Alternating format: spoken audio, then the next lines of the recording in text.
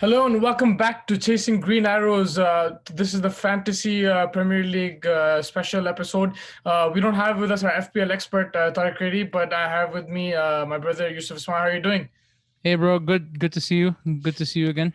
Yeah, good to see you as well. Game week 13 was a different one. I think a lot of big hitters, except for Salah, Son, didn't really perform. Yep. We saw some new players coming in. Like Harrison came, he got points. Holgate got points for Everton. So it was different, completely different. Aubameyang finally on the score sheet in the right end. So, Yeah. I mean, unless you had some differential or wild picks, I think it's probably like a 40-50 average kind of game week Yeah. for plenty of managers. But yeah, your initial thoughts just quickly on this game week. I think as far as the regular fixtures, who you think the assets who would score well on a regular basis, a lot of blanks. Like you said, I captained Salah. I actually even forgot about the deadline, so I was lucky that I captained him last week. And not a Game lot of people weeks. did that because they're playing Tottenham. They're expecting Liverpool not to score as many goals. Yeah, definitely. But I guess I was lucky and it worked out. And Salah has been even more consistent than Mane this season, considering all the injuries as well.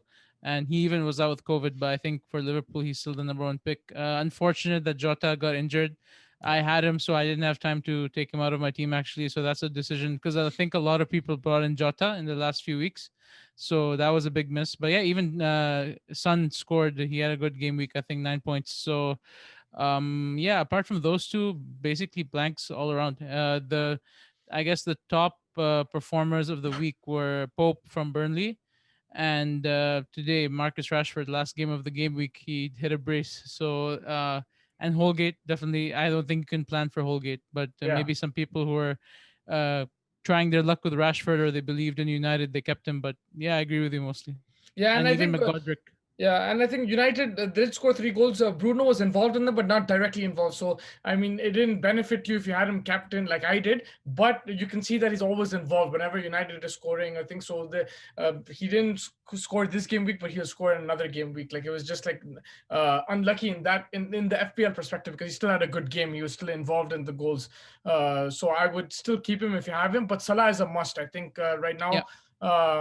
he's fit, he's playing, and we've seen throughout the last 2-3 years he always gets in goal scoring positions every game. So and he's almost like 90% of the time he's converting either the assist or a goal. So he's a must. But I think the most surprising thing for me was the Man City West Brom game, 1-1, and no KDB points. I don't have him, but I know a lot of I people had who. him. I brought him in. I brought in the Trinity, and it just flopped on me this week. Yeah, and that's the thing. Like, I think I was lucky that he didn't perform because I didn't have him, and I thought against West Brom this is an amazing fixture for Kevin De Bruyne. He's Oh still a yeah, brilliant player. I think he was still involved in this game and the United game, but he drew blanks.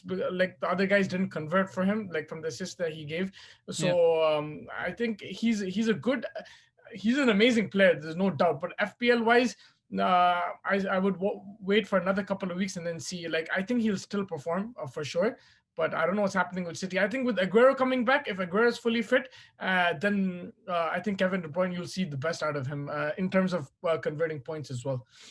What do you think about the like me and Tarek discussed last week? Like you've got two approaches. It's like you have the dynamic duo of Harry Kane and Son, or you bring in the Trinity, right? A lot of like top FPL managers in the world, they're playing two attackers and they've got a stacked midfield, right? So like, do you think that Kevin De Bruyne, if you have him in your team, is he maybe someone you should consider removing and sticking with maybe Salah, Fernandez, and Son?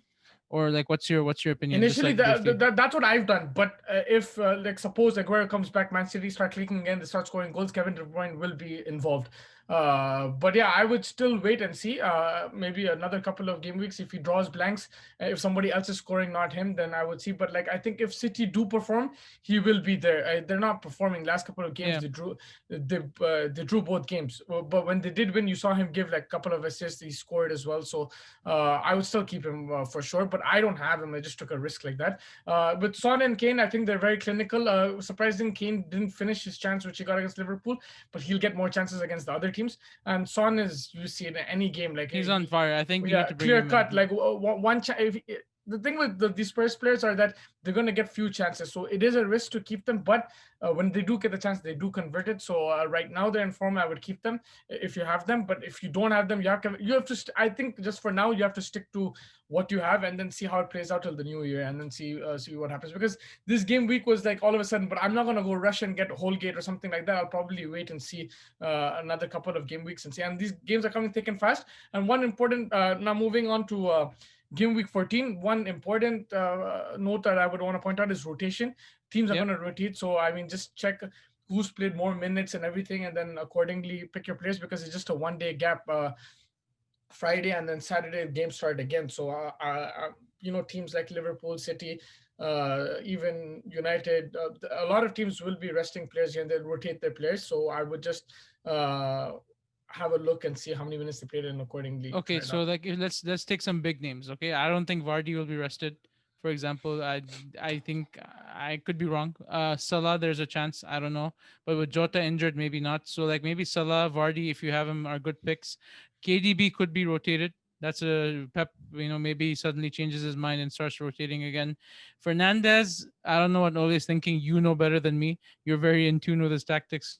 Fernandez could be rested, or he's brought onto the second half. So like in the big hitters, what do you think? Like, who do you think is a risk to be It's very tough rotated? to say. It's very tough to say. It might not Okay. even be the big hitter who's rested. It could be another player in the team who's rested. So you might like have a defender who might be rested. Like I don't know Stones if he was injured or is rested, but he didn't play the game against West Hmm. Brom, and that was a problem because when Stones played, the City are keeping clean sheets. Without him, they conceded. So I didn't expect that from Pep, but it happened. So like he might not be your big hitter, but like I had him in my draft team, so I did not benefit from that. So I'm saying like there are some of those even the French players or like players who are probably not your big hitters.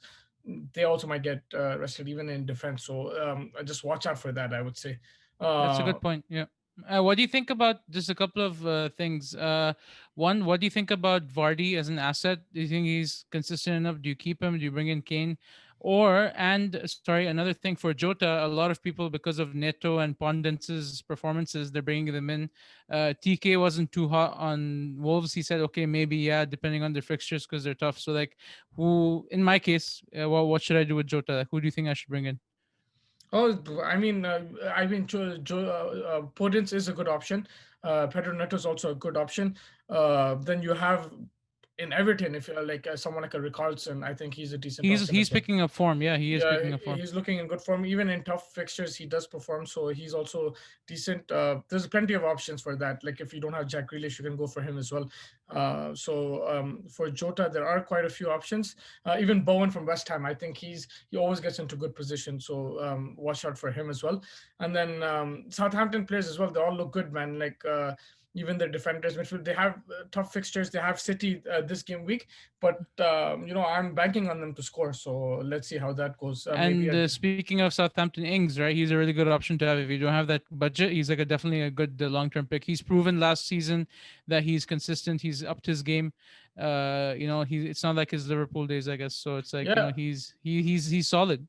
yeah. Danny Ings, Che Adams, even Walcott scoring like so. Yeah, They have random plenty. people this week. Yeah, they have plenty of options, but yeah, I would just look at people who have been more consistent over the last month, see their stats, and then go with it. Someone like a Danny Ings, you know that he's a proven goal scorer. Then he's the thing. Somebody like a Holgate is a good option, but like they still have tough fixtures. They're gonna play Arsenal.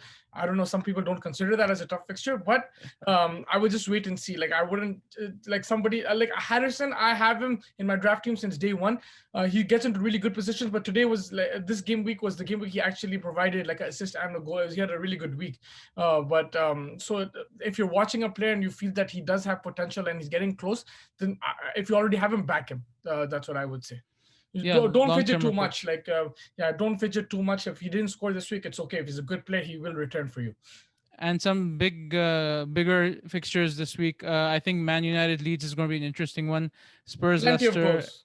plenty of goals because this week Leeds five people scored, five Yeah. different people, including Dallas. So I think some people have had him for a long time.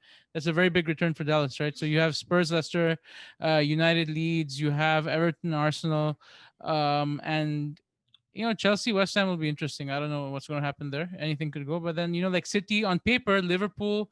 and City have very easy fixtures. Not easy, but on paper it's like you expect them to score. So uh, and it could be in for another interesting game week. It's like this was completely like not a regular game week. So Yeah, yeah, and I think also a lot of people are losing patience with Werner, but he's still getting into right positions. He's just not finishing. I think this around the corner, he's going to score. He's a quality player. If you have him, try until the end of the year to keep him. But if not, then if you don't have him, don't go for him because he's right now he's not in form. But yeah, I think. For Chelsea, yeah, I think they don't have the wingers as well. Some injuries, so that's also causing them some issues. But yeah, apart from that, I think for this game week captaincy pick, I'd go Salah or Bruno. Probably Salah, man. He's scoring every game week.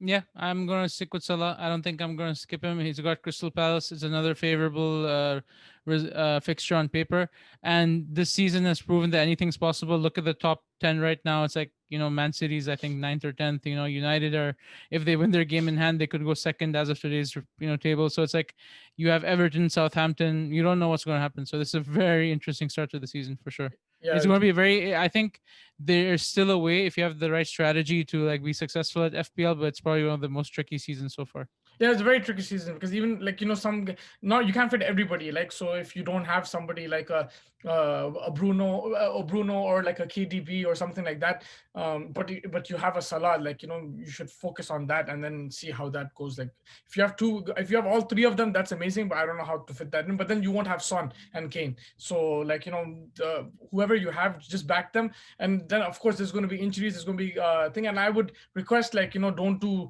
too many transfers and hits because you might need a situation where one guy pulls out of just before the game week because of COVID or injury because of the swift turnaround. So like I would keep those hits for that emergency. I wouldn't use it otherwise just to get points. Yeah, because I think after this weekend, the next 3 game weeks are like the Christmas fixture. So it's like within a 2 week period, you're playing 3 game weeks. So less than that. We're already in the festive season, festive period, and I think from December 21st, 6 onwards, 21st, 2nd onwards till New Year's, there's going to be games almost every day. So yeah, I would just wait and see unless you have to, and confirm that your player's not going to play. Then you can use take a -4. Otherwise, there's no point. Yep, I think that's it for this week. I think that's some good advice. It's very. We'll have to see how the next 3 game weeks shake up in order for us to make a decision in coming into the new year how we want to balance our assets and whenever we're going to use the wild card and stuff. So it'll be Yeah, interesting to see the aftermath of the New Year's fixtures. What yeah, happens with injuries and stuff. Yeah, exactly. And it's difficult to advise in this week's because no one expected West Brom to pull up point and at the head like so at Man City. So Yeah. I think whoever you have, trust the process, and then see Salah is a must. I think that's one guy I would You have recommend. to pick him, yeah. Yeah, I think you have to pick him. I don't have him, but I'm probably gonna get him now. I was just waiting to see, like Bruno had a good fixture this week, so I was just waiting for that. But now I'm gonna try to get him into my team. But Salah I is a think must. Apart from that, yeah. Son, Bruno, KDB, these guys are all quality players. Sterling has I been a think bit you can. disappointing. I think you can still hold off on KDB if you don't have him. I Yeah. think more urgently, Kane, So Son, Fernandez, and Salah. yeah, And then in the Salah and Fernandez for sure because they're both on penalties. They both take free kicks. With Son and Kane, they do get penalties as well. But the thing with both of them is that in some games they get only 2 or 3 chances, so you're banking on them to score on those chances. So it's a bit of a maybe keep one out yeah, of the two. Yeah, maybe yeah, keep one of the two. maybe Yeah. keep one. But it's also I benefited from goal. One Kane goal, but a Son assist for that same particular goal. So, if you have both of them, keep them. But if you don't, just go for one for now and then see how it goes.